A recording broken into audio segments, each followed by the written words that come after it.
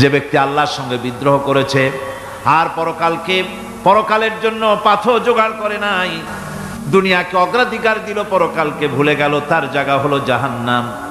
ওয়া আম্মা মান খাফা মাকামা রাব্বিহি ওয়া নাহান নাফসা আনিল হাওয়া ফাইন্নাল জান্নাতা হিয়াল মাওয়া। আর যে ব্যক্তি আপন প্রভুর সামনে উপস্থিত হওয়াকে ভয় করেছে এবং আপন প্রবৃত্তিকে লালসা মুক্ত করেছে, লালসার হাত থেকে রক্ষা করেছে, আল্লাহ রব্বুল আলামিন কিয়ামতের দিন তার জন্য রেখে দিয়েছেন জান্নাত। তার জন্য কোন জায়গা? জান্নাত। আমাদেরকে পরকাল ভিত্তিক জীবন যাপন যদি করি তাহলে কবরের জবাবগুলি খুব আসান হবে। আর যদি পরকাল ভিত্তিক জীবন যাপন না হয়, কবরটা মুসিবত হয়ে যাবে। হযরত ওসমান রাদিয়াল্লাহু তাআলা আনহু কবরের কাছে গিয়ে খুব কাঁদতেন। সাহাবায়ে কেরাম প্রশ্ন করেছেন, হুজুর, রাসূল করিম সাল্লাল্লাহু আলাইহি সাল্লাম যখন জান্নাত ও জাহান্নামের ওয়াজ করেন তখনও তো এত বেশি আপনি কাঁদেন না, যত বেশি কাঁদেন কবরের কাছে এসে, কারণ কি? হযরত ওসমান রাদিয়াল্লাহু তাআলা আনহু বলতেন, আমার সাথীরা, আমি আমার হাবিবের কাছে, আল্লাহ রাব্বুল আলামিনের রাসূলের কাছে আমি শুনেছি এই কবরটাই হলো প্রথম স্টেশন, এই কবরটাই হলো প্রথম ইমিগ্রেশন কাউন্টার। এই জায়গায় যদি কেউ ধরা পড়ে যায়, কারো যদি চার্জশিট হয়ে যায়, সব জায়গায় ধরা পড়ে যাবে, হাসরে মিজানে সিরাতে কোনো জায়গায় নাজাত পাবে না। আর এই কবরটা যদি কেউ মুক্তি পেয়ে যায়, মিজান সিরাত হাসর সব জায়গা থেকে আল্লাহ তারে ভালোভাবে পার করে দিবেন।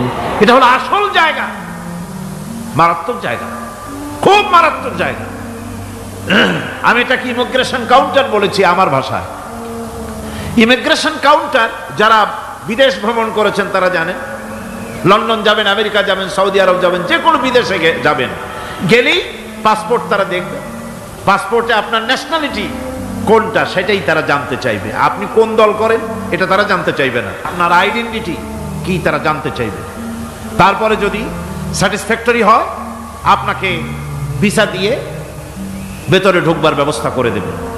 আর যদি তারা স্যাটিসফাইড না হয় তাহলে আপনাকে মেহমানখানায় ঢুকানো হবে গ্রেফতার করে। কবর হচ্ছে এ ধরনের একটি ইমিগ্রেশন কাউন্টার। কবরের ভিতরে মানুষ যখনই রাখা হবে সঙ্গে সঙ্গে দুজন ফেরেশতা আসবে।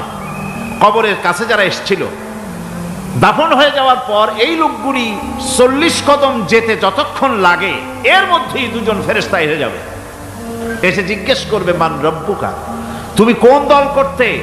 ওটা তাদের জানার দরকার নাই। ব্যবসা করতেন না চাকরি করতেন প্রয়োজন নেই। প্রথমেই জিজ্ঞাসা করা হবে ন্যাশনালিটি, প্রথমেই জিজ্ঞাসা করা হবে তার ন্যাশনালিটি সম্পর্কে, তার আইডেন্টিটিটা কি, এবং সেটাকে সত্যায়িত করার জন্য, বোঝার জন্য 3টি প্রশ্ন। প্রথম প্রশ্ন, মান রব্বুকা ওয়া মা দীনুকা ওয়া মান নাবিয়ুকা, তোমার রব কে, তোমার দ্বীন কি, তোমার নবী কে। যদি এই ব্যক্তি বেঈমান হয়, মুনাফিক হয়, সে বলবে হায় হাতা লা আদরি, হায় হাতা লা আদরি, জানি না আমার রবকে, আমি জানি না। তোমার দিন কি, দিন কারে কয় বুঝি না।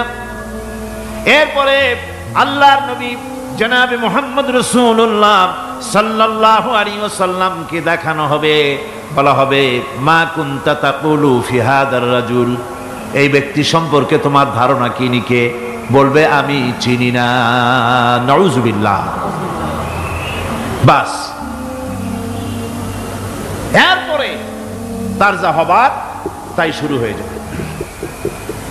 আর যদি বান্দাটা মুমিন হয়, প্রশ্ন করা হবে মান রব্বুকা, জবাব দেবে রব্বি আল্লাহ, আমার রব আল্লাহ রাব্বুল আলামিন। ওয়া মা দীনুকা, দীনুনা ইসলাম, আমার দিন হচ্ছে ইসলাম। এরপরে আল্লাহর নবীকে দেখানো হবে। কয়েক রকমের বর্ণনা আছে, কোন বর্ণনায় আছে হুজুরের আকারে দেখানো হবে, অথবা রসুলকে সরাসরি দেখানো হবে। বলা হবে মা কুনতা তাকুলু ফি হাদার রাজুল, এই লোকটি সম্পর্কে ধারণা কি? মুমিন ব্যক্তি বলবে হাদা নবিয়ুনা মুহাম্মাদুর রাসূলুল্লাহ সাল্লাল্লাহু আলাইহি ওয়াসাল্লাম, ইনি আমার তো সেই নবী মুহাম্মাদুর রাসূলুল্লাহ সাল্লাল্লাহু আলাইহি ওয়াসাল্লাম। আমরা যেন এই রকমের জবাব দিতে পারি, আল্লাহ কবুল করো। সকলে জোরে কোন আমিন। জবাব হয়ে যাওয়ার পর গায়ব থেকে আওয়াজ আসবে ফাফরিশু বিল জান্নাতি ওয়ালবিসু বিল জান্নাহ, ও আমার ফেরেশতারা আমার এই বান্দাকে জান্নাতের পোশাক পরায়া দাও আর কবরটাকে জান্নাতের বিছানা বিছায়া দাও। জান্নাতের পোশাক পরায়া দাও, জান্নাতের বিছানা বিছায়া দাও। ইলা মাদ্দা বাসারিহি, তার চোখের দৃষ্টি যতদূর যায় কবরটা ততটা প্রশস্ত করে দাও। এরপর বেহেশতের পোশাক পরাইয়া বেহেশতের বিছানা বিছায়া ফেরেশতা বলবে নম কানাউমুল উরুস, ঘুমিয়ে যাও। দুলামিয়া যেমন বাসর সজ্জায় নতুন বউ নিয়ে আরামে ঘুমায়, এরকম আরামে ঘুমায় যাও। ইলা ইয়াউমিল কিয়ামা, কিয়ামত পর্যন্ত ঘুমায় থাকবে, আরামে ঘুমিয়ে থাকবে। এরপরে সিংগায় ফুৎকার হবে, সিংগার ফুৎকারের আওয়াজে তার ঘুম ভেঙে যাবে। বলবে ইয়া ওয়াইলানা মান বা'সানা মিন মারকাদিনা, হায় আফসোস, আমার এত আরামের ঘুম থেকে কে আমাকে জাগ্রত করলো, আমার ঘুমটারে নষ্ট করলো কে? আওয়াজ আসবে হাদা মা ওয়াদার রহমান ওয়া সাদাকাল মুরসালুন, এটা হচ্ছে রহমানের সেই ওয়াদা, আর মুরসালিনরা নবীরা সত্য কথাই বলেছিলেন, সেই কিয়ামত অনুষ্ঠিত হচ্ছে।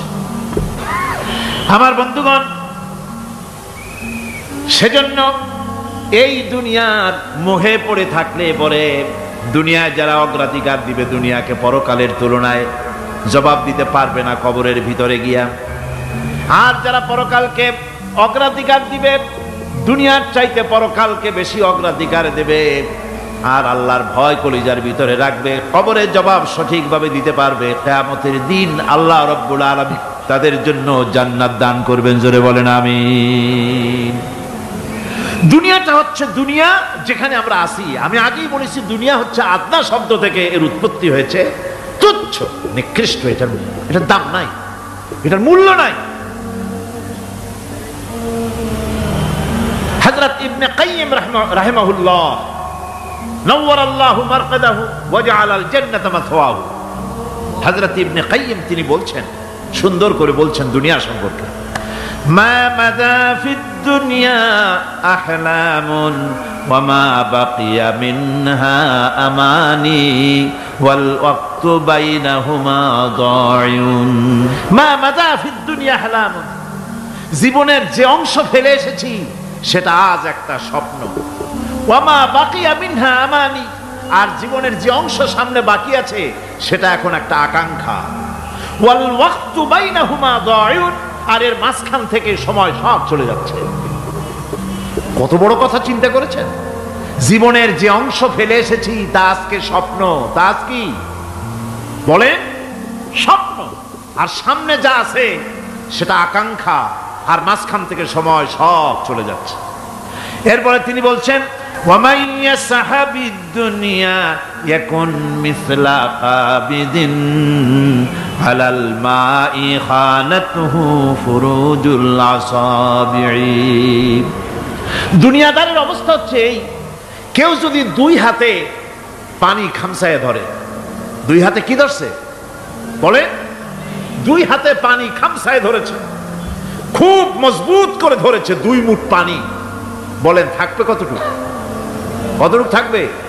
1 ফোঁটাও থাকবে না, কারণ তার আঙ্গুলের ফাঁক তার সাথে খেয়ানত করবে, আঙ্গুলের ফাঁক দিয়া পানিগুলি সব বেরিয়ে চলে যাবে।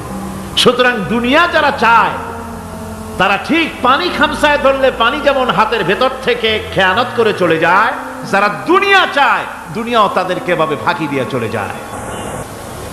তবুও দুনিয়ার মায়া মানুষের এত বেশি। আল্লাহর নবী বলেন লাউ কানা লি ইবনি আদম ওয়াদিন মিন যাহাবিন লাহাব্বা ইয়াকুনা লাহু সানিন, এই পৃথিবীতে যদি কাউকে একটা মাঠ ভরে যদি সোনা দেওয়া যায়, লোকটা বলবে রব্বুল আলামিন, আমি যদি আরেকটা মাঠ এরকম সোনা ভরা পেতাম, দ্বিতীয় আরেকটা মাঠ দেওয়া হলে আবার বলবে যদি তৃতীয় আরেকটা মাঠ সোনা ভরে যদি পেতাম। নবীজি বলেন ওয়ালা ইয়ামলাউ জাওফু ইবনু আদামা ইল্লা তুরাব, মানুষের পেট 3.5 হাত মাটি ছাড়া, কবরের মাটি ছাড়া মানুষের পেট ভরবে না। আরো চাই, আরো চাই, চাওয়ার কোনো শেষ নাই। মানুষ এভাবে করে দুনিয়ার মহব্বতে এমনি পাগল হয়ে যায়, শুধু দুনিয়ার মহব্বত, পরকালকে বেমালুম ভুলে যায়। আমি কিন্তু এই কথা বুঝাতে চাই নাই যে পরকালের মহব্বতে, পরকালের ভয়তে বা পরকালের জন্য দুনিয়া আপনি বাজার ঘাট, বেচা কিনা, ব্যবসা বাণিজ্য সবকিছু ভুলে যান, না তা নয়। ভুল বোঝার কোনো কারণ নাই। পরকালকে অগ্রাধিকার দিতে হবে, মানে দুনিয়াটা চিরস্থায়ী জায়গা নয়, চিরস্থায়ী হচ্ছে কোনটা? আখিরাত। চিল্লায় এখন কোনটা? সুতরাং এখানে যা করতে হবে, আখিরাতে জবাবদিহিমূলক জীবন যাপন করতে হবে। আপনি ব্যবসা করবেন, ওজনে কম দিতে পারবেন না, আপনি খাদ্যে ভেজাল দিতে পারবেন না, চুরি করতে পারবেন না, ডাকাতি করতে পারবেন না, জেনা করতে পারবেন না, বদমাশি করতে পারবেন না, মদ খেতে পারবেন না, সন্ত্রাসী হতে পারবেন না, হাইজ্যাকার হতে পারবেন না, চাঁদাবাজ হতে পারবেন না, মুনাফাখোর হতে পারবেন না, আপনি চোরা কারবারি হতে পারবেন না, ঘুষখোর হতে পারবেন না, সুদখোর হতে পারবেন না। এই সব কাজ পরকালকে বিশ্বাস করলেই এ সমস্ত কাজ থেকে মানুষ বিরত থাকতে পারে। কথা ঠিক কিনা? এটাই হচ্ছে। সুতরাং এই পৃথিবী থাকবে না, এটা কি চিরকাল থাকবে না? এর একটা পরিসমাপ্তি ঘটবে। যেমন করে সারা বছর লেখাপড়া করার পর কলেজে, বিশ্ববিদ্যালয়, মাদ্রাসায়, হাই স্কুলে, সব জায়গায় সারা বছর লেখাপড়া করার পর যেমন পরীক্ষা দেওয়ার একটা দিন আসে, সারা বছর ব্যবসা করার পর হিসাব নিকাশ করার যেমন একটা সময় আসে, সারা মাস চাকরি করার পর বেতন পাওয়ার যেমন একটা দিন আসে, সারা জীবন চাকরি করার পর পেনশন পাওয়ার যেমন একটা সময় আসে, অনুরূপভাবে এই দুনিয়া যেদিন শেষ হয়ে যাবে, আল্লাহ নির্ধারিত সময় শেষ হয়ে যাওয়ার পর একটা সময় আসবে যখন আল্লাহ রব্বুল আলামিন সব শেষ করে দিবেন, লন্ড ভন্ড হয়ে যাবে, কিছুই থাকবে না। কোরআনে সব আল্লাহ বলে দিয়েছেন।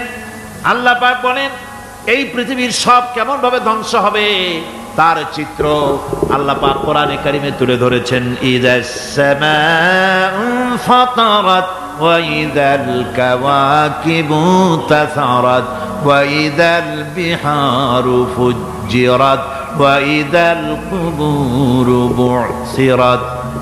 যখন আকাশসমূহ দীর্ণ বিদীর্ণ হয়ে যাবে, তারকাগুলি বিক্ষিপ্ত হয়ে ছিটকে পড়বে, আর সমুদ্রগুলি উচ্ছ্বসিত হয়ে পড়বে, কবরগুলি সব তার ভেতরে যা আছে উদ্গীরণ করে দেবে, তারকাগুলি স্থিমিত হয়ে যাবে। এরপরে সমস্ত আকাশগুলি কাতাইয়িস সিজিল্লিল কুতুব, কিতাবের পৃষ্ঠার মতো একটার পরে একটা ঠাস ঠাস করে পড়তে থাকবে, চূর্ণ বিচূর্ণ হয়ে ভেঙে চুরে একাকার হয়ে যাবে। পাহাড়গুলিকে উড়িয়ে দেওয়া হবে, চন্দ্র এবং সূর্য একাকার হয়ে যাবে। আল্লাহ রাব্বুল আলামিন বলেন ফাইযা বারিকাল বাসার ওয়া খাসাফাল কমার ওয়া জুমিআশ শামসু ওয়াল কমার।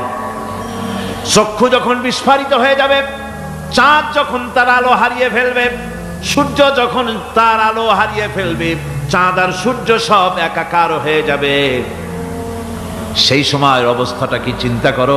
মানুষ হয়রান হয়ে দৌড়াদৌড়ি করবে।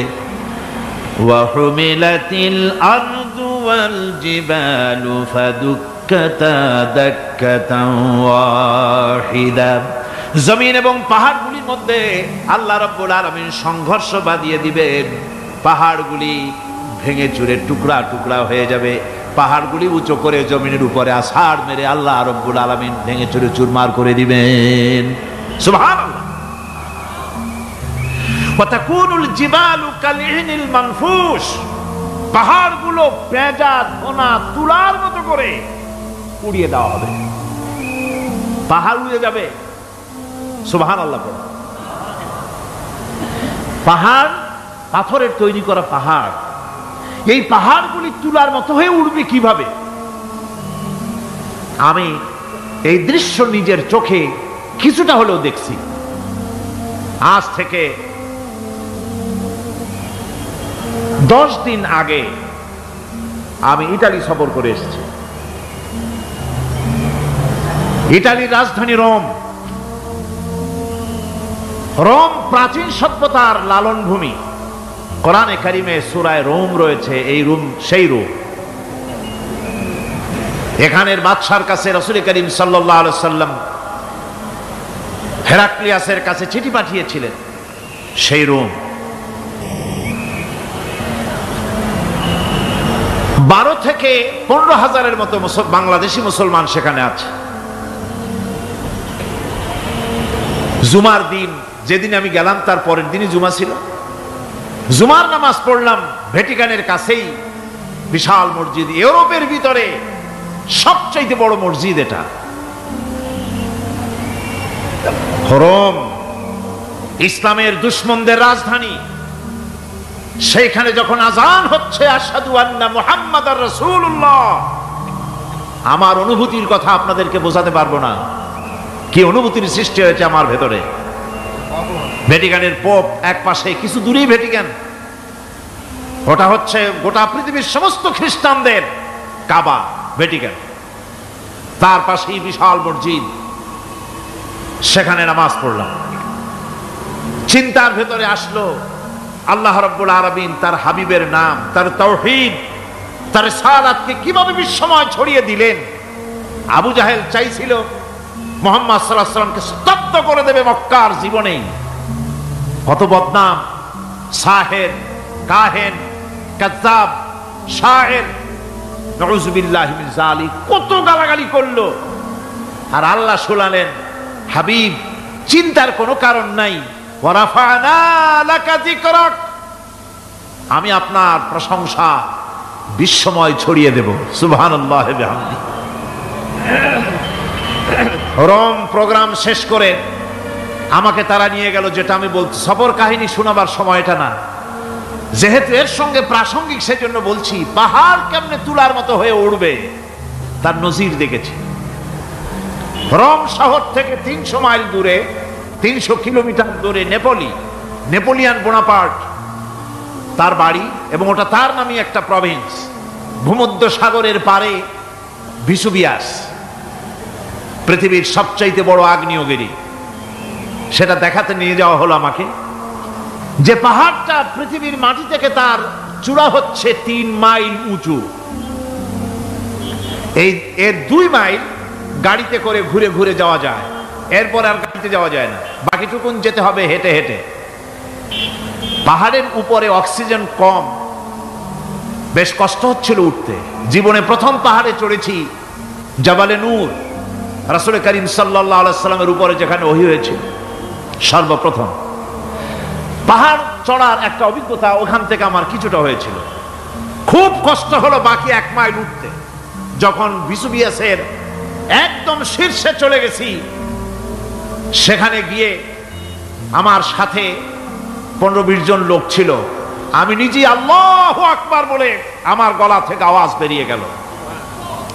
আমি দেখতে পেলাম ভিসুভিয়াসের শীর্ষে বিশাল গর্ত।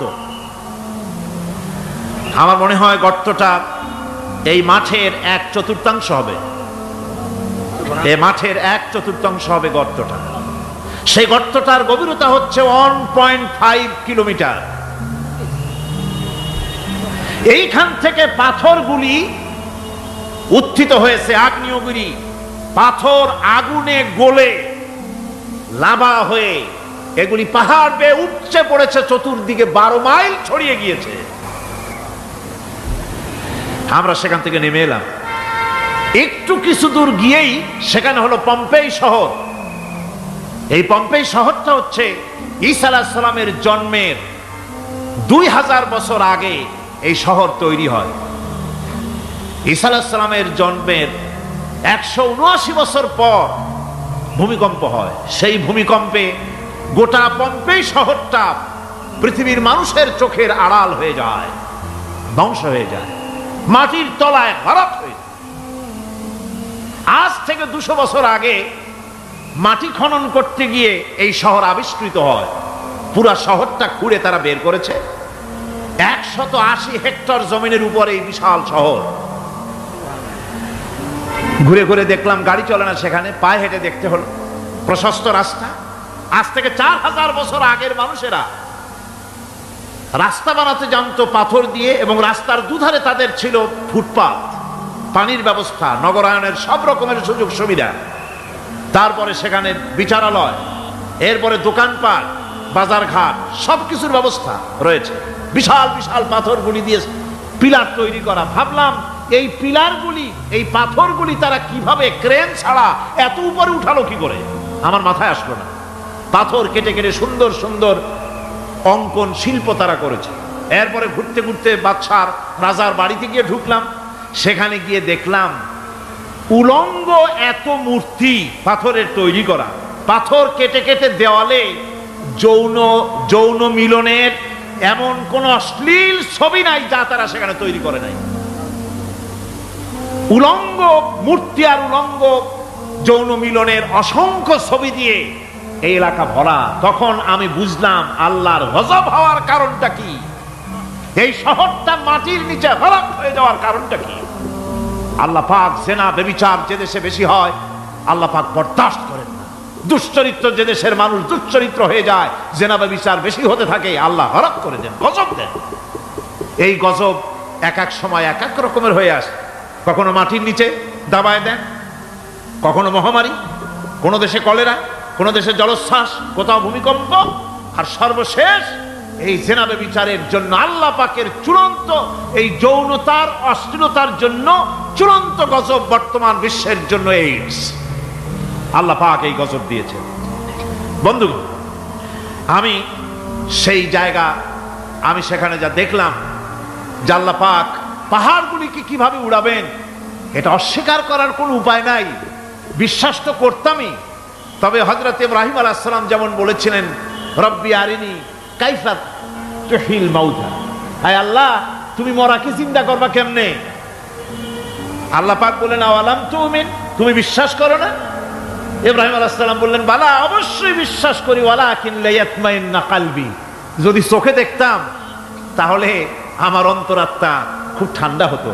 আল্লাহ রাব্বুল আলামিন চোখে দেখায় দিলেন জিন্দা কেমনে মুর্দা হবে, মুর্দা কেমনে জিন্দা হবে, আল্লাহ দেখায় দিলেন। পাহাড় উড়ায় দিবেন আল্লাহ রাব্বুল আলামিন। একথা কলিজার মধ্যে এটার উপর ঈমান বিশ্বাস, কিন্তু আল্লাহ চোখে দেখাইছেন, ঈমান আরো মজবুত হয়েছে, যা ছিল আরো মজবুত হয়েছে। সুবহানাল্লাহ। আল্লাহর ভয়তে কলিজা কেঁপেছে। আমি পাহাড়ের উপরে কেঁদেছি, যার যার হয়ে কেঁদেছি। বন্ধুগণ, আল্লাহ সুবহানাহু ওয়া তাআলা এই জন্য বলেছেন কুল সিরু ফিল আরদ, আমার জমিন ঘোরো, ভালো করে দেখো, কাইফা কানা আকিবাতুল মুকাজ্জিবিন, মহাসত্যকে যারা অস্বীকার করেছে তাদের পরিণতি আমি কি করে দিয়েছি, এগুলি চোখে ভালো করে তাকায় দেখো। আমার বন্ধুগণ, সুতরাং এই পৃথিবীর অবসান হবে, এই পৃথিবী ধ্বংস হবে, এই পৃথিবী চূড়ান্তভাবে শেষ হয়ে যাবে। ও হ্যাঁ, আরেকটি কথা বলতে হয়, সেটা হচ্ছে যে এই রোম থেকে আরেকটু দূরে 900 মাইল দূরে হচ্ছে সিসিলি, 900 মাইল দূরে। সেখানে এই সিসিলি মুসলমানেরা শাসন করেছিল 350 বছর। সেই সিসিলিতে রয়েছে 360টা মসজিদ মুসলমানদের করা। সমস্ত মসজিদগুলি আজ তালা বন্ধ, একটা মসজিদও খোলা নাই। সেখানকার মুসলমানেরা ওয়াজ শুনতে এসেছিল রোমে। আমি তাদের জন্য পরামর্শ দিয়েছি যে গভর্নমেন্টের কাছে তোমরা দাবি জানাও যে অন্তত একটা মসজিদের দরজা আমাদের জন্য খুলে দাও। রোমের অবস্থানরত প্রবাসী বাংলাদেশি মুসলমানেরা আমাকে বলেছে, তাদের অনেকের বাড়ি চট্টগ্রামেও আছে, আমাকে বলেছে তাদের চোখে পানি আসছে বলার সময় যে চিরঙের তাফসীর মাহফিল যখন আসে কলজাটা কাঁদতে থাকে যাওয়ার জন্য। তো যাওয়া তো সম্ভব না এত দূর থেকে, আমাদের সালাম বলে দিবেন যত লোক আসবে, আর আমাদের জন্য দোয়া করতে বলবেন যেন এই রোমের ভিতরে আমরা ইসলামের আদর্শের ভিত্তিতে আমরা যেন চলতে পারি। আপনারা দোয়া করুন তাদের জন্য। ভাইরা আমার, এই পৃথিবী একদিন পরিসমাপ্তি ঘটবে এবং আল্লাহর দরবারে আমাদেরকে উঠতে হবে এবং সেখানে আমাদের বিচার হবে। সেখানে আমাদের কি হবে? বিচার হবে। আল্লাহ পাক বিচারটাকে নির্ভুল করার জন্য, সঠিক করার জন্য প্রত্যেকের গলায় আমলনামা ঝুলায় রাখছে। এখানে রেকর্ডের ব্যবস্থা করা হয়েছে। আল্লাহ পাক বলছেন ওয়া কুল্লা ইনসানিন আলজামনাহু তাইরাহু ফি উনুকিহি ওয়া নুখরিজু লাহু ইয়াওমাল কিয়ামাতি কিতাবান ইয়ালকাহু মানশুরা। আল্লাহ পাক বলেন প্রত্যেকের ভালো মন্দ কর্মফল কর্মলিপি আমি তার গলায় ঝুলায় রেখেছি। কিয়ামতের দিন সে নিজের কাছে স্পষ্ট সব দেখতে পারবে, কোনো জিনিস বাদ পড়বে না। তার গলায় তার আমলনামা ঝুলানো আছে, সব রেকর্ড হতেছে। আমরা যা করছি সবগুলি রেকর্ড হয়ে যাচ্ছে। কোরআনে কারিমে আল্লাহ রাব্বুল আলামিন, আমি গত বছরও বলছিলাম যে বিজ্ঞানের আবিষ্কার যত বাড়বে কোরআন বোঝা মানুষের জন্য তত সহজ হবে। কোন সুবহানাল্লাহ। কোরআন বোঝা মানুষের জন্য তত সহজ হবে। সুতরাং মানুষের গলার সাথে আল্লাহ পাক বলছেন যে একটা আমলনামা আমি ঝুলাই দিয়েছি তার গলার সাথে, সে যা করতেছে ওখানে সব লিপিবদ্ধ হচ্ছে, কম্পিউটারাইজড, কম্পিউটারের মতো এগুলি সব গ্রহণ করতেছে। এগুলি কিয়ামতের দিন তার সামনে হাজির করা হবে। কিয়ামতে যখন আমলনামা তার সামনে দিয়ে বলা হবে ইকরা কিতাবাকা কাফা বিনাফসিকাল ইয়াওমা আলাইকা হাসিবা, তাকে বলা হবে নিজের কর্মলিপি নিজেই পড়ো, আজ তুমি তোমার নিজের হিসাব নিতে যথেষ্ট। বন্ধুগণ, এই মাহফিলে যত লোক আমরা বসে আছি, আমরা আমাদের হিসাব নিতে যথেষ্ট না আরেকজন লাগবে? কোন আমরা যথেষ্ট কি না? কথা বোঝেন নাই। আমি বলতে চেয়েছি এটা, আমরা যদি এখন চোখ বুঝে চিন্তা করি যে পিছনের জীবনে কি করেছি, মনে পড়বে নাকি পড়বে না? বলেন সবাই পড়বে কি পড়বে না? ছোটবেলায় কবে পায়ের নিচে কাটা ফুটেছিল, কবে কোথায় আছাড় খেয়েছিলেন, কবে কার বেল তাল আম কাঁচা আম চুরি করে খেতে গিয়ে কিল খেয়েছিলেন, তাড়া খেয়েছিলেন, তাকে এখন মনে নাই? আছে। তাহলে কিল ওই তাল বেল চুরি করতে গিয়ে যে কিলটা খাইছিলেন সেটাও মনে আছে, ভালো মন্দ সব মনে আছে। তাহলে কোন হোটেলের রুমে কি করছিলেন, কোন স্কুলে কোন কলেজে কি করছিলেন, তারপরে জীবনে ছোট বড় ঘটনাগুলি সব বুঝতে মনে পড়বে না? এবার হিসাব করেন, মনে যদি পড়ে এবার হিসাব করেন আপনি জান্নাতি না জাহান্নামী। আপনি আপনার নিজের হিসাব নেওয়ার জন্য যথেষ্ট। তাকে হিসাব করতে বলা হবে, তোমার হিসাব, তোমার নিজের হিসাব নেওয়ার জন্য তুমি যথেষ্ট, তোমার হিসাব তুমি নিজেই করো, এটা পড়ো। আর সেই কিয়ামতের দিন কোনো সাহায্যকারী মিলবে না। লান তানফাকুম আরহামুকুম ওয়ালা আওলাদুকুম ইয়াউমাল কিয়ামাহ। লান তানফাকুম, কিয়ামতের দিন কোনো ফায়দা হবে না, অবশ্যই কোনো ফায়দা হবে না, কোনো উপকারে আসবে না। কিয়ামতের দিন তোমার সন্তান, তোমার স্ত্রী, তোমার মাল, তোমার সম্পদ কোনো উপকারে আসবে না। কিয়ামতের ময়দানে সেদিন সব তোমার সাথে বিচ্ছেদ করবে, সব পালায় যাবে। সেখানে উৎকোষেরও কোনো কারবার নাই যে ঘুষ টুস দিয়া ফেরেশতাদের কোনো রকম বুঝবাজ দিয়া আলাদা কোনো চোরাগলি পথ দিয়া একেবারে ফুট করে ভেসতে চলে যাবেন, এমন কোনো সুযোগ নাই। অনেকে বলে হুজুর এমন কিছু দোয়া শিখায় দেন যাতে ওই সব জেহাদ বোমা এগুলি খুব ভয় পায়, ও সব রাস্তা টাস্তা না, খুব সহজে কিছু দোয়া দুরূদ করিয়া আস্তে করে জান্নাতে চলে যাওয়া যায়, এরকম একটা দোয়া, এরকম একটা পথ বলে দেন। আমি বলি ভাই, এরকমের কোন চোরাগলি আমার রাসূল আবিষ্কার করতে পারেন নাই। আল্লাহর পয়গম্বরের ওই ধরনের পথ, কোন পথ আবিষ্কার করতে পারেন নাই। সেখানে কিয়ামতের দিন কাউকে উৎকোষ গ্রহণ করার কেউ নাই, উৎকোষ দেওয়া যাবে না। আর উৎকোষ দিবি নেবা কি, আপনার কাছে কিছু নাইও, থাকলেও নেওয়ার কেউ নাই। এই দুনিয়ায় ফাঁকিবাজি করে বহুত কিছু করা যায়, কিন্তু কিয়ামতের মাঠে এগুলি কিছুই চলবে না। আল-ইয়াওমা লা ইয়ানফা'ু মালুন ওয়ালা বানুন, কিয়ামতের দিন ধন সন্তান সন্ততি আর সম্পদ কোনো কাজে লাগবে না। সেদিন শুধু আমল, আমল যদি ভালো হয় কাজে লাগবে, আমল খারাপ হবে সব শেষ হয়ে যাবে। আল্লাহ রাব্বুল আলামিন নবীজিকে ডেকে বলেছেন, নবী আপনি বলেন, কুল মা কুনতু বিদআম মিনার রাসূল, আপনি বলুন আমি কোন নতুন রাসূল নই, আমার আগে অনেক নবী রাসূল পৃথিবীতে এসেছেন, তারা বিদায় হয়ে গেছেন। আমি জানি না কিয়ামতের দিন আল্লাহ রাব্বুল আলামিন আমার সাথে কি ব্যবহার করবেন, আর আমি এও জানি না যে কিয়ামতের দিন আল্লাহ পাক তোমাদের সাথে কি ব্যবহার করবেন।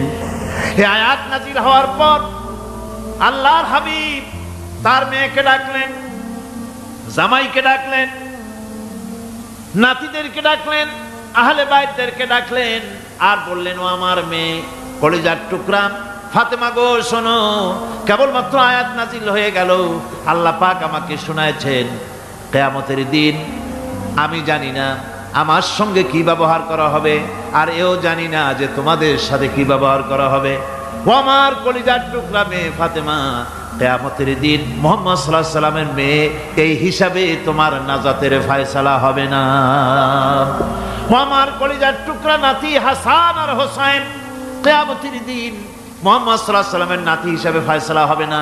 ও আমার জামাই হযরতে আলী, কিয়ামতের দিন আমার জামাই হিসাবে নাজাতের ফয়সালা হবে না। আমল যদি ভালো হয় ফয়সালা ভালো হবে, জান্নাতে চলে যাবে। আমল যদি খারাপ হয় কার নাতি কার জামাই দেখা হবে না। সুবহানাল্লাহ। কঠিন কিয়ামতের মাঠ। এই পরকালের বিশ্বাস যদি কলিজার মধ্যে ঢোকে মানুষ ভালো হয়ে যাবে। কম সুবহানাল্লাহ।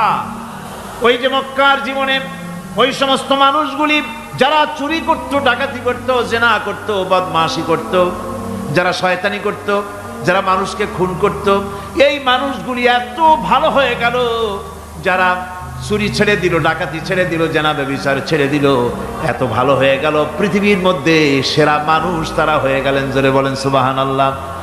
নবীর সাহাবীরা পৃথিবীর শ্রেষ্ঠ সন্তান, নবীর সাহাবীরা পৃথিবীর সেরা মানুষ, তাদের চাইতে সেরা মানুষ নবীদের পরে আর কেউ হতে পারে না। জোরে কোন সুবহানাল্লাহ। নবীর পরে পৃথিবীতে শ্রেষ্ঠ মানুষ কারা? সাহাবায়ে কেরাম রিদওয়ানুল্লাহি তাআলা আলাইহিম আজমাইন। ওনারা তো কুফরের মধ্যে ছিলেন, শিরকের মধ্যে ছিলেন, চুরি ডাকাতি জিনা ব্যভিচার এমন কোনো পাপ নাই যা করা হয়নি। তারপরে যখন আল্লাহর নবীর কাছ থেকে তাওহীদ, রিসালাত ও আখিরাতের দাওয়াত পেলেন, কি সোনার মানুষ এক একজন হয়ে গেলেন। সুবহানাল্লাহ। যারা ছিলেন নারীর সতীত্বের জম, তারা হয়ে গেলেন নারীর সতীত্বের পাহারাদার। যারা মানুষের মাল চুরি করত, ডাকাতি করত, তারা রাতভর মানুষের মালের পাহারা দিল, মানুষের রক্তের পাহারা দিল। সুবহানাল্লাহ বিহামদি। রক্ত সম্পদের পাহারা দিল। রাসূল বললেন, খায়রুল কুরুনে কারনি, সর্বশ্রেষ্ঠ যুগ তো আমার যুগ। বন্ধুগণ, এরপরে একটা জীবন আসবে ওই কিয়ামতের ময়দানে। এই পরকালের বিশ্বাসটা গুরুত্বপূর্ণ ব্যাপার, আমাদের সব কিছুর হিসাব দেওয়া লাগবে। আল্লাহ পাক বলেন, ইন্নাস সামআ ওয়াল বাসারা ওয়াল ফুআদা কুল্লু উলাইকা আনহু মাসউলা। নিঃসন্দেহে মানুষের শ্রবণ শক্তি, দর্শন শক্তি এবং তার অন্তঃকরণের কল্পনা সম্পর্কে আল্লাহ রাব্বুল আলামিনের কাছে জিজ্ঞাসিত হতে হবে। কান দিয়া কি করেছিলা, চোখ দিয়া কি করেছিলা, মুখ দিয়া কি করেছিলে, হাত দিয়ে কি করেছিলে, সব কিছুর জবাব আল্লাহ রাব্বুল আলামিনের কাছে দিতে হবে। সবটার জবাব দিতে হবে, কোনো কিছু বাদ যাবে না। এমনকি মনের ভিতরে যে কল্পনা আমরা করি, এই কল্পনার হিসাবও আল্লাহর দরবারে দিতে হবে। কোরআনে কারীম বলছেন, ওয়া ইন তুবদু মা ফি আনফুসিকুম আও তুখফুহু ইউহাসিবকুম বিহিল্লাহ। মনের ভিতরে তুমি যেটা কল্পনা করো সেটা প্রকাশ করো, অথবা তুমি গোপন রাখো, যাই তুমি করো না কেন, আল্লাহ রাব্বুল আলামিন এর হিসাবও তোমার কাছে নেবেন। ফায়াগফিরু লিমান ইয়াশাউ ওয়া ইউআযযিবু মান ইয়াশাউ ওয়াল্লাহু আলা কুল্লি শাইইন কাদির। মহান আল্লাহ পাক বলেন, করার পর তোমার মনের ভিতরে কি কল্পনা করেছিলে ওইটার হিসাব আমি নেব। হিসাব নেওয়ার পর যারে খুশি ক্ষমা করে দেব, যাকে খুশি শাস্তি প্রদান করব। সবকিছুর উপরে আল্লাহ রব্বুল আলামিন শক্তিমান, সব তিনি করতে পারেন, সমস্ত কুদরত রয়েছে তার। সুতরাং মানুষদেরকে, আল্লাহর বান্দাদেরকে বিশ্বাস করতে হবে যে আমার কোনো কথা বাদ যাবে না, কথাগুলি রেকর্ড হচ্ছে, কথা রেকর্ড হচ্ছে। اللهم آمين. ربنا ظلمنا أنفسنا وإن لم تغفر لنا وترحمنا لنكونن من الخاسرين. ربنا لا تزغ قلوبنا بعد إذ هديتنا وهب لنا من لدنك رحمة إنك أنت الوهاب. ربنا العالمين হাজার হাজার মুসলমান নরনারী দীর্ঘক্ষণ ধরে তোমার কোরআনের কথা শুনেছি, মেহেরবানি করে সওয়াবটুকু রাসূল করিম সাল্লাল্লাহু আলাইহি সাল্লামের রূহ মুবারকে পৌঁছে দাও। तमाम পৃথিবীর মাটির নিচে যত মুমিন মুমিনাত শুয়ে আছে আল্লাহ তুমি মেহেরবানি করে কবরগুলিকে জান্নাতের টুকরায় পরিণত করে দাও। আমাদের মা বাপ যাদের দুনিয়া থেকে বিদায় হয়ে গেছে আল্লাহ দয়া করে তাদেরকে জান্নাতবাসী করে নিও। রব্বির হামহুমা কামা রব্বায়ানি সগীরা। ربنا تقبل منا إنك أنت السميع العليم وتب علينا إنك أنت التواب الرحيم. سبحان ربك رب العزة عما يصفون وسلام على المرسلين الحمد لله رب العالمين بحق لا إله إلا الله محمد رسول الله. السلام عليكم.